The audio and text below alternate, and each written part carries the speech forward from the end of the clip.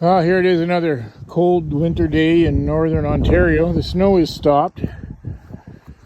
So I'm going to try to clean up the yard a bit, which means I need to move some vehicles around. Now, like I said, it's minus 26. It snowed that much. The vehicle is not plugged in. See if it'll go. Oh good, I left the window open a little bit. That always makes it better. No, not too much. A little bit of snow in here.